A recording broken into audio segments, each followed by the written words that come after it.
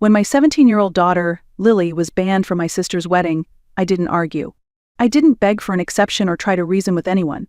I just said we won't be attending. And that was it. My name is Charlotte Miller. I'm 39, a nurse practitioner living in Vermont. And I've been Lily's mom since she was 3. She came into my life with big, quiet eyes that seemed to study everything around her. She didn't speak much at first, just watched like she was still deciding if the world was a safe place. The first time she called me mom, I cried alone in the car after preschool drop-off. It meant everything to me. From the start, I made her a promise she would never feel unwanted in my family again. I thought I was doing okay with that promise. Until the wedding. My younger sister, Brittany, got engaged last spring. Big announcement, giant ring, and an Instagram caption that sounded like a bridal magazine ad. I congratulated her, of course. Lily even handmade her a card with paper bells and glitter, and so much effort it made my heart ache. Brittany smiled when she got it, said it was sweet, and then tossed it into the backseat of her car. I found it there weeks later, half crushed under a fast food wrapper. But Lily stayed excited. She kept looking up dresses online, asking if she should wear her hair up or down, wondering if she'd get to help with decorations. I could tell she was hopeful, nervous but hopeful. Then the invitation arrived. It was one of those heavy, glossy envelopes with gold trim. I opened it at the kitchen counter while Lily was doing homework at the table. It listed all the usual details: date, time, dress code. Then my eyes landed on the line that shifted everything. Adults only. 18 and over. Strictly enforced. No exceptions. I read it twice. Lily must see my face change, because she looked up from her notebook and asked, "She doesn't want me there?" I answered, "It's an 18 and over wedding." My voice was calm, but my hands were trembling. She was silent for a moment, then asked, "Is it because I'm adopted?" That question cracked something deep inside me. She didn't ask it with tears or anger, just a flat, tired tone, like it was a fact she'd long suspected. I said no, absolutely not. But I knew what she meant. I knew exactly what she meant. That wasn't the first time Lily had been made to feel like an outsider. It wasn't always obvious. It didn't come with yelling or cruel words. It came in subtler ways, like when my mom would refer to Lily as Charlotte's girl, instead of calling her by name. Or when Brittany would say your daughter, like Lily was some neighbor's kid tagging along, not her niece. I kept hoping it was unintentional. That maybe they were still adjusting. That if I explained enough times, smiled enough, stayed patient enough, they'd come around. But the signs kept piling up. Like the time we showed up to a family dinner and Lily offered to help in the kitchen. No one acknowledged her. Not a single word. She ended up standing near the sink, holding a plate of vegetables, unsure what to do. Or when we went to Easter at my parents' house, and every grandchild had a personalized basket with their name on it, except for Lily. Hers just said Happy Spring in generic font. She didn't say anything. She just held it and smiled politely. The way she always did. The first time I saw her truly disappointed was when she drew a picture of our family, me, her, and my husband, Eric, and gave it to my mom. It was a sweet sketch with bright colors and little hearts. My mom said thank you, placed it on the table. And that was that. Later that day, Lily asked why it wasn't on the fridge like her cousin's drawings. I didn't have an answer. I wanted to believe they just didn't realize how they were making her feel. But over time, I realized that wasn't true. When Lily was 6, she told my dad she wanted to be an artist. He chuckled and said, "You'll need to think about something more practical." When she was 8, she wanted to help plan a family debut, and Brittany told her, "That's cute, but maybe let the adults handle it." It was constant, not aggressive, not loud, just dismissive. And always enough to make Lily hesitate. I kept thinking I could fix it by showing up, by including them in her birthdays, her school plays, her life. But the more we showed up, the clearer it became. They never fully accepted that Lily was here to stay. Part of them, I think, still believed I'd eventually have my own child. That Lily was a temporary chapter, a kind of noble gesture they could applaud from a distance. As if someday they'd say, "Remember when Charlotte fostered that sweet little girl?" They never said it out loud. They didn't need to. And the wedding invitation confirmed it. It wasn't just a formality. It was a line in the sand. A message: she's not really part of us. Not where it matters. I didn't respond to the invitation. I didn't call Brittany or try to argue my case. I just went online and clicked not attending, no explanation, just no. The next day, my phone lit up with a message from her. Hey, just saw your RSVP. Is everything okay? Then another one. If this is about the age thing, I hope you understand. We're being super consistent with everyone. Nothing personal, right? Nothing personal. Except it was.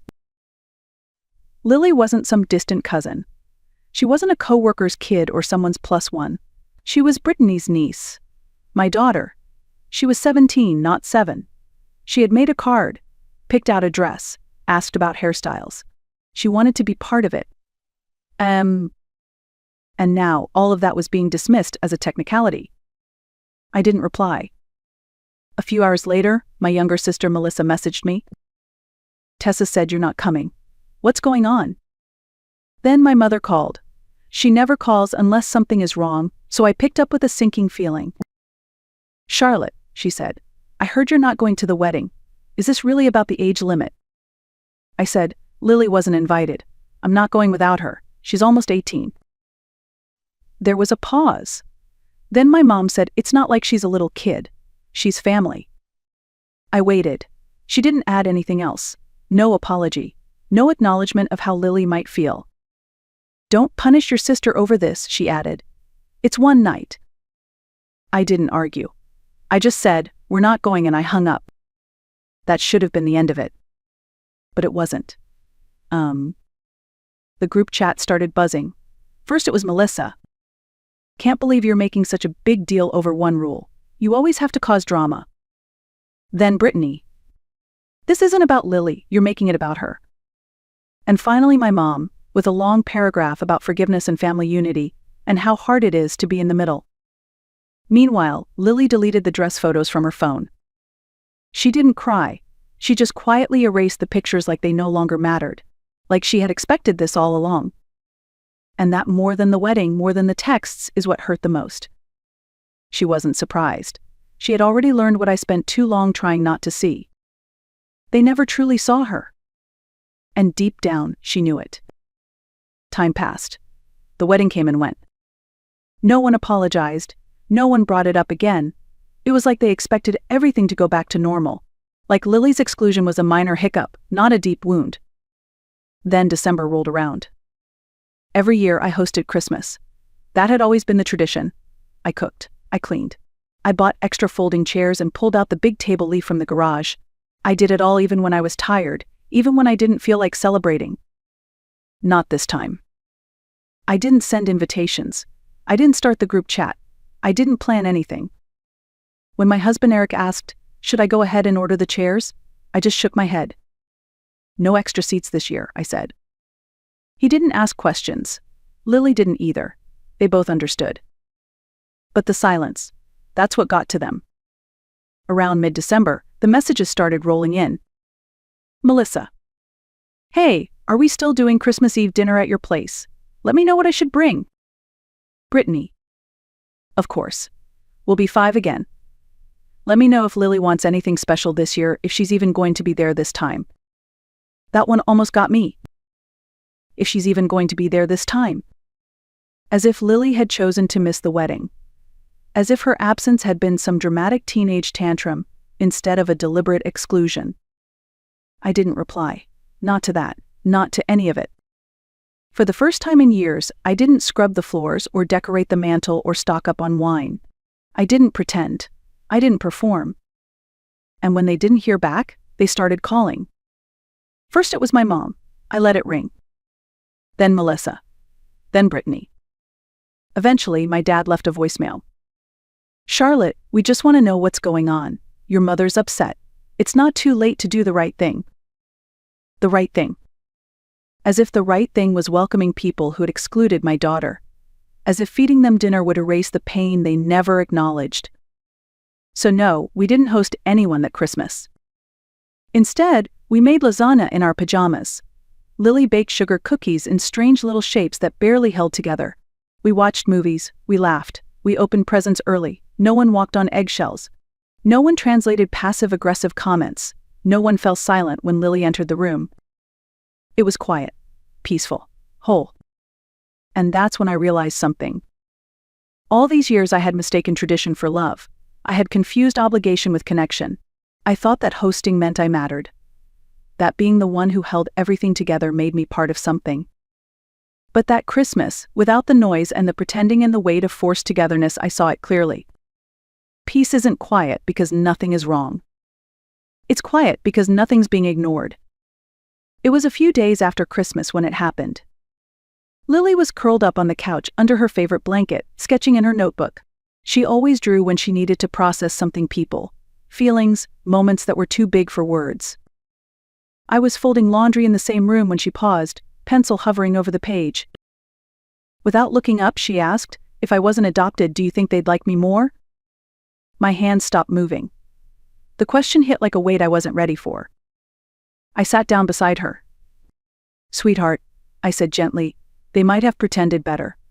But the way they treat people who aren't like them, that was never about you." She looked at me then, with those same big, serious eyes she had when I first met her. The kind of look that feels older than her age. A look that says she sees everything, even the things no one wants to admit. "I don't think I want them to like me anymore," she said. It wasn't bitter. It wasn't angry. It was calm. Final, like a choice she had made to protect her heart. And that was the moment I stopped waiting for an apology. I had spent so long trying to keep the peace, making excuses, hoping they would come around if I just stayed kind, stayed patient, stayed small. But my daughter wasn't small. She was strong. She was clear. And if she had the courage to draw a boundary, then I would have the courage to hold it. A few days later, my father called again. I didn't answer. He texted instead. "Your mother isn't sleeping. She feels like she's lost you. We know we messed up, but that doesn't justify shutting everyone out. That's not who you are." I stared at that message for a long time. That's not who you are. For a while, I used to wonder the same. I used to question whether I was being too harsh, too sensitive, too cold. But I think this is who I am. I'm someone who finally understands what she will and won't tolerate. I'm someone who knows that keeping peace at the expense of her child's dignity isn't love. It's fear, dressed up as loyalty. And I'm done being afraid. Then came the final blow. It was a voice message from Brittany, one of those carefully measured recordings where every sentence was wrapped in sugar but carried a blade underneath. "I just think it's sad, Charlotte. You always made such a big deal about how much you love Lily, but now it feels like you're using her as a shield. Like anytime someone doesn't treat her like royalty, you cut them out. That's not healthy. That's not parenting. That's obsession." I didn't listen to the rest. I deleted the message and blocked her number. Because if loving Lily fiercely, completely, without apology is considered an obsession, then so be it. Yes, I am obsessed. I am obsessed with showing my daughter that she deserves to be included, that she never has to earn love by being quiet, or polite, or easy to ignore, that she should never mistake tolerance for acceptance. I'm obsessed with protecting the one person who needed me the most, the one who never got the benefit of the doubt, the one who had to prove she belonged in a family that claimed to love her but never showed her how. And no, I don't regret it. I regret the years I stayed silent. The holidays I invited people who treated her like a guest in her own home. The birthdays where she smiled while others barely looked at her. The thank yous she said to people who didn't bother learning her favorite color, her hobbies, her laugh. I regret every time I tried to keep the peace instead of standing up for her. But not anymore. Lily doesn't ask for much, she never has. But what she needs, what she's always needed, is a mother who chooses her, every time. And that's exactly who I am. I'm not the keeper of family traditions. I'm not the peace negotiator, the event planner, the one who smooths things over so no one feels uncomfortable. I'm Lily's mom. And if that means closing the door on people who can't see her worth, then I will close it, gently, quietly, but for good. Because this isn't about revenge. It's about love. Love that doesn't shrink. Love that doesn't apologize for existing. Love that says you matter, and I will never let anyone make you feel otherwise. The new year came quietly. No countdown, no noise, just the three of us, me, Eric, and Lily sitting around the fireplace, playing a board game she got for Christmas, laughing at how bad we all were at it. And in that quiet, I finally felt something I hadn't felt in years. Relief. I wasn't waiting anymore. Not for the next text, the next dig, the next awkward dinner. I wasn't planning how to balance the feelings of people who had made my daughter feel invisible. I was simply living, with my family, my real family. Looking back, there were so many moments when I could have spoken up louder, sooner. But healing doesn't always come with a grand speech. Sometimes it comes with one small change. Like saying no. Like not setting out extra chairs. Like letting the silence speak for itself. And when I think about Lily's question, do you think they'd like me more if I wasn't adopted? I still feel the weight of it. But I'm proud of her answer. I don't think I want them to like me anymore. Because that wasn't bitterness, that was clarity. That was her learning the most important lesson I could teach her, that love isn't supposed to hurt, that it doesn't ask you to earn your place, that it doesn't disappear when you make people uncomfortable by simply existing. So if you're listening to this, and you've been there if you've ever had to choose between peace and pretending it's okay to choose peace. It's okay to stop explaining. It's okay to stop hoping they'll change. And it's okay to protect your child, your heart, your peace, even if that means disappointing everyone else. Because the truth is, love that asks you to shrink isn't love at all. If this story moved you, share it with someone who needs to hear it. And if you've ever stood your ground for someone you love, tell us in the comments. We'd love to hear your story. Like, comment, and subscribe. And remember, sometimes, silence is the loudest, most powerful truth you can give.